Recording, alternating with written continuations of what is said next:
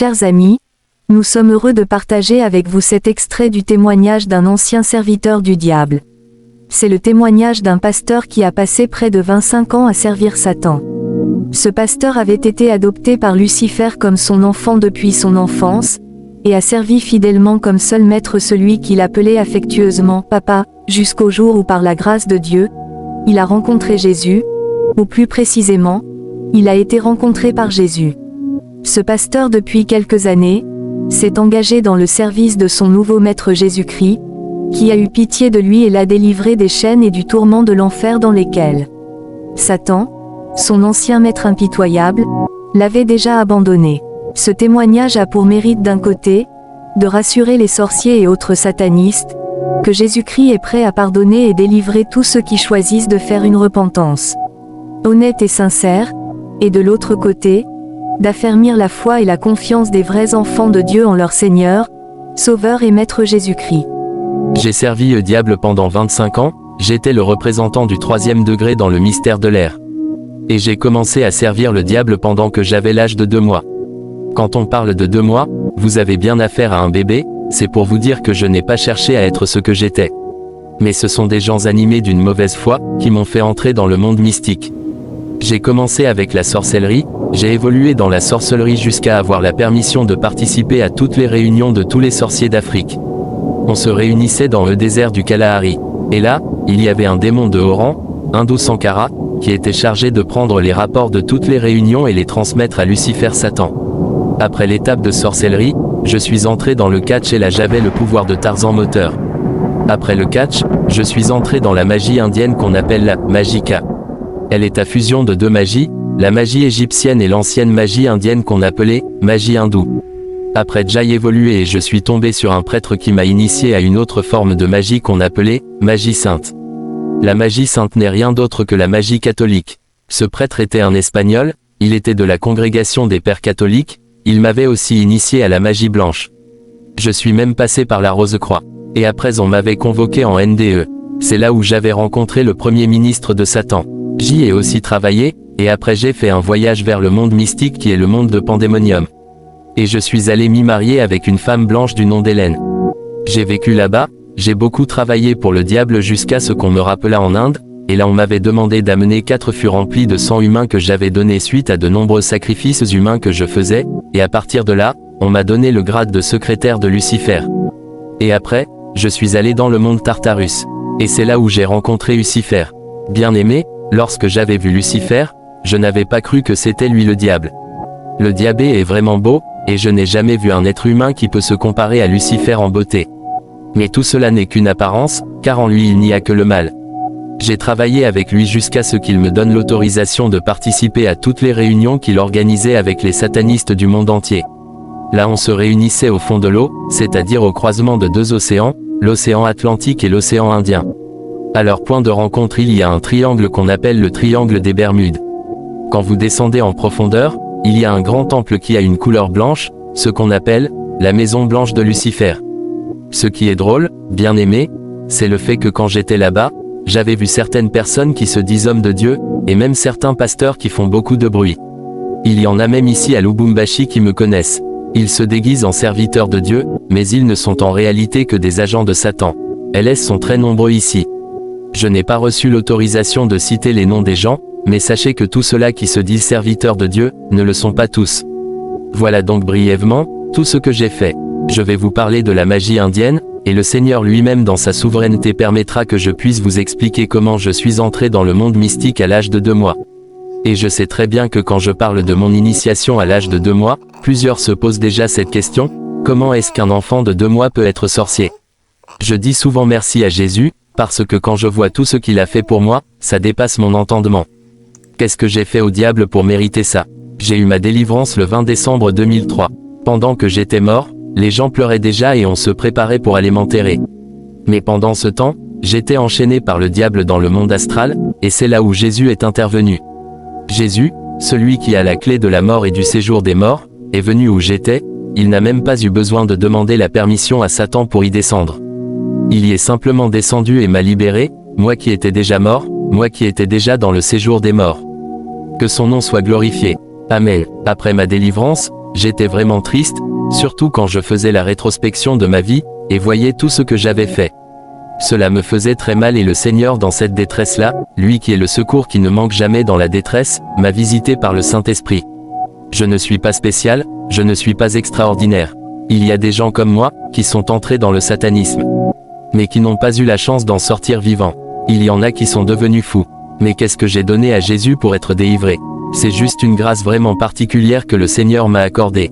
Voilà pourquoi tout le reste de ma vie, je servirai mon Dieu, je le servirai quelles que soient les circonstances, je le servirai toujours. C'est la raison pour laquelle je n'ai pas peur de donner ce témoignage. Car je sais que pendant que je témoigne, il y a la confusion dans le monde de Satan, et le peuple de Dieu est affranchi. Le diable travaille surtout avec l'ignorance des enfants de Dieu. C'est pourquoi la Bible dit que le peuple de Dieu périt faute de connaissance. L'ignorance est mère de la destruction. Sacrifice fait à Lucifer en fin d'année. À la fin de l'année, il y a beaucoup de sacrifices qui se font dans le monde des ténèbres. Je vous dis cela en tant qu'un ex-sataniste, parce que moi-même, je faisais aussi des sacrifices. Sachez que chaque fin d'année, les sorciers font des actions de grâce à Lucifer. Ils sacrifient des gens, et de nos jours, il n'y a personne qui peut lever son doigt et dire que dans sa famille il n'y a pas de sorciers. Nous tous, nous avons des sorciers dans nos familles et à la fin de l'année, ils préparent des sacrifices. Pendant que j'étais encore sataniste, quand un sorcier voulait voir Lucifer, il devait faire des sacrifices, le sacrifice de condamnation, et le sacrifice du tapis rouge. En tant que représentant du 3e degré dans le mystère de l'air, il y avait des sorciers qui venaient chez moi pour que je les mette en contact avec Lucifer, parce que quand j'étais sataniste, Lucifer m'avait interdit de l'appeler Lucifer ou le diable, il m'avait demandé de l'appeler papa. C'est comme cela que je l'appelais et pour cause, j'avais haï mes parents biologiques. Je croyais que c'est Lucifer qui était mon père et que c'est Marie-Madeleine, un démon qui a un département au fond de la mer Méditerranée, qui était ma mère. Alors quand un sorcier venait, je le prenais et j'allais avec lui dans le monde de Polyun. Arrivé là-bas, nous entrions dans mon département, et nous nous mettions autour de la table ronde qui s'y trouvait, je me plaçais donc d'un côté et lui de l'autre. Je lui demandais alors de me donner le nom d'une personne de sa famille. Quand il me le donnait, j'appelais le nom 3 fois et après la personne apparaissait sur ma table, et avec mes mains je la tuais. À ce niveau le frère explique ce qu'il faisait avec le cadavre et la peau. Une fois que la peau était asséchée, il la divisait en deux. Il continue, avec la première partie, je faisais, le livre noir, c'est, le livre de condamnation, et dans ce livre, j'écrivais toutes les condamnations que je voulais et toutes ces condamnations m'étaient dictées par Lucifer lui-même. Et quand je faisais cela, les condamnations qui étaient dans ce livre noir se concrétisaient dans la vie de toute personne qui est de la même famille que le sorcier qui est venu me voir. Il y a certaines choses que les gens vivent, et dont ils n'en sont même pas les auteurs. Tout simplement parce que quelqu'un de la famille était allé quelque part pour ses propres intérêts, et a mis toute la famille en danger. Et à cause de lui, la famille commence à souffrir. Et avec la deuxième partie de la peau, je faisais le livre rouge, c'est le livre d'exécution. Et là je demandais à ce sorcier de me donner les noms de tous les membres de sa famille, et je les écrivais là-bas, et quand il avait besoin de passer voir Satan, je lui demandais de citer un nom. Et, quand il le citait, je le barrais tout simplement. Une fois que le nom est barré, la personne en question meurt dans ce monde-ci. Une fois que la personne meurt et qu'on l'enterre, la nuit, j'envoie les démons au cimetière pour soutirer le sang de son corps. Quand le sang était recueilli dans un vase, je le mettais sur le tapis, et il glissait jusque dans le château de Lucifer. Quand Lucifer voyait le sang, il le buvait et était satisfait. Et ce n'est donc qu'à ce moment-là, que le sorcier pouvait entrer. Tout cela juste pour voir Lucifer, pour avoir accès à la malédiction. Parce que dans la présence de Lucifer, il n'y a que la malédiction et la mort. Bien-aimé, c'est vraiment indicible. Pour chercher la mort et la malédiction, les sorciers sont prêts à tout, ils ne lésinent sur aucun moyen. Ils parviennent à faire d'énormes sacrifices pour leur maître Satan. Pourtant les chrétiens, pour entrer dans la présence de Dieu, où il y a la vie et la bénédiction, ne sont prêts à rien, ils sont incapables de donner quoi que ce soit à leur Dieu, ils ne peuvent pas faire le moindre sacrifice pour Jésus leur maître. Ils ne sont pas du tout sérieux. Retenez que les sorciers sont très sérieux dans ce qu'ils font. Quand les sorciers vont faire des choses pareilles, ils donnent les noms de tous les membres de leur famille et on les inscrit dans le livre rouge, on inscrit aussi toutes les condamnations dans le livre noir. Mais toi, qu'as-tu fait de mal à ces sorciers pour qu'ils donnent ton nom, afin qu'on l'inscrive dans le livre rouge? Ne sois pas désespéré, si tu viens à Jésus, son sang annulera toutes les condamnations qui ont été prononcées sur ta vie et effacera ton nom de ce fameux livre rouge. Quand tu marches dans la crainte de Dieu, le diable tremble devant toi. Il y a beaucoup de gens qui se disent chrétiens, mais ne présentent aucun signe du chrétien. Quand on était sorcier, on avait des yeux mystiques. J'avais 24 yeux, et m'en servais pour tout voir. Je voyais les vrais chrétiens, les chrétiens hypocrites et même les païens. Si tu es un vrai chrétien, sache que le diable lui-même le sait et les sorciers aussi.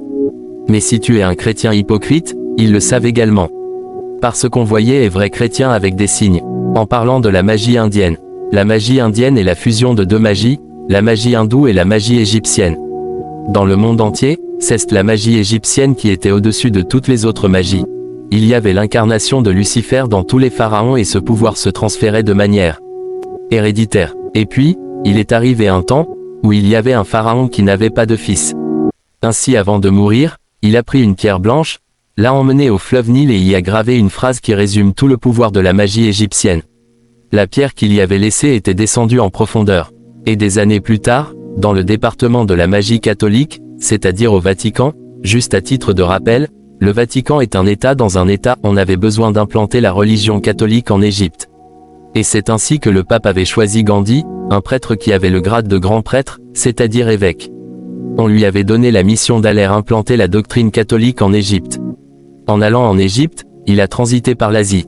Arrivé en Inde, il a trouvé ancienne magie indienne. Magie hindoue. Elle fonctionne avec le code trinitaire diabolique hindou qu'on appelle Brahma Vishnu Shiva. Brahma, c'est le dieu de la création, Vishnu, le dieu de la préservation, et Shiva, le dieu de la destruction. Ayant appris cela, il s'est rendu en Égypte. Un jour il est allé au fleuve Nil, pendant qu'il faisait les incantations, la pierre qui avait été cachée par le pharaon était remontée à la surface. Il l'a donc récupérée, il a trouvé la phrase qui y était gravée et il l'a déchiffrée. Et à partir de là, il a trouvé toutes les puissances, le pouvoir de la magie égyptienne. Ainsi il a mélangé ce qu'il a trouvé en Inde et ce qu'il avait trouvé en Égypte. Et c'est ce mélange qui donne naissance à ce qu'on appelait la haute magie indienne, ou la magika. Ce qui m'avait fait entrer dans la magie indienne, c'était le catch. J'avais le pouvoir de Tarzan moteur. J'ai été initié au catch par un homme de Kolwezi. À ce niveau, je vais vous parler d'un incident survenu lorsque je voulais tuer le père d'un catcheur. Pendant que j'étais à Likasi, je travaillais avec un démon du nom de Zagam, ce démon me donnait le pouvoir de contrôler 9 cimetières. C'est à partir de la montagne où on a placé ce qu'on appelle domaine marial des catholiques, à Toyota, que je faisais la connexion. Il y avait un catcheur de Kinshasa qui était venu à Likasi et qui devait y livrer des combats. Ces combats devaient aller de jeudi à dimanche. Et le dimanche il devait y avoir ce qu'on appelle les combats vedettes. Quand il était venu de Kinshasa, il n'était pas venu seul. Il avait avec lui d'autres catcheurs. Mais c'est lui qui était au top par rapport aux autres. Donc c'était lui qui devait livrer le combat de dimanche avec le champion de Likasi. Quand il m'avait vu, il m'avait appelé et s'était connecté à moi par télépathie. On s'était rencontrés et il m'avait dit que si je l'aidais à gagner le combat, il devait me donner une part de ce qu'il devait gagner. Il m'avait promis $400 et m'avait donné $100 comme avance. Alors je lui avais dit que pour avoir la victoire, nous devons bloquer toutes les directions et que pour le faire, il fallait tuer quelqu'un et utiliser ensuite son esprit pour bloquer toutes les autres directions. Je lui ai expliqué qu'avec l'aide de cet esprit, il serait difficile au catcheur avec QU', il se battra sur le ring d'entrer en contact avec le monde mystique. Donc je lui avais demandé de me donner le nom d'une personne et ce jour-là, il m'avait donné le nom de son père. Alors qu'est-ce que je devais faire? À ce niveau le frère explique toutes les cérémonies qu'il devait faire. Il continue, bien-aimé, c'est vraiment avec beaucoup de peine que je témoigne. Ce n'est que par obéissance à Dieu qui m'a demandé de témoigner, que je le fais. C'est très pénible pour moi de redire toutes ces choses, mais pour exprimer ma reconnaissance à Jésus qui m'a délivré, je le fais. Je devais me rendre au cimetière. C'était samedi, j'étais arrivé sur une tombe et là, j'avais placé mon miroir cabestique à côté de la croix. Et sur la tombe, j'avais placé 12 bougies rouges, ensuite j'avais allumé 2 tiges de choulaï, désodorisant brûlable en forme de tige à forte odeur. Utilisé par les musulmans et après j'avais pris le parfum, Aus Arabia, avec lequel j'avais aspergé la tombe. Je m'étais concentré, j'ai fait des incantations, et après les 12 bougies se sont allumées d'elles-mêmes. Le papa en question restait à Kinshasa, il était membre de l'église Bethel. Alors j'étais là devant le miroir à minuit, avec mon couteau. Je devais appeler son esprit pour qu'il vienne, et dès qu'il allait apparaître dans mon miroir, je devais le poignarder avec mon couteau et le tuer. Alors je m'étais concentré pour appeler, esprit de ce papa. Avant de l'appeler, j'ai d'abord appelé les esprits méchants, les esprits qui sont chargés uniquement pour tuer. J'avais d'abord Appelé Asmode, je l'ai envoyé pour récupérer l'esprit du papa, mais I a fait un aller sans retour. Ensuite j'ai envoyé à Esdamo et I a fait pareil. J'ai invoqué Doros, idem. Je me suis alors concentré et j'ai appelé Kituta Murita, l'un des grands démons qui travaillent dans le monde Armstrong, et malgré l'orientation que je lui avais donnée, rien ne s'est passé. Je me suis encore concentré et j'ai appelé d'autres esprits, ils étaient tous partis, mais aucun d'eux n'était revenu. Et après toutes ces vaines tentatives, je me concentrais pour appeler le duc et le marquis de l'enfer. Ce qu'il m'était arrivé cette nuit-là, même au moment où je vous parle, je ne l'ai jamais compris. Pendant que je me préparais, j'avais vu le feu. Il y avait une flamme de feu qui avait atterri sur le miroir.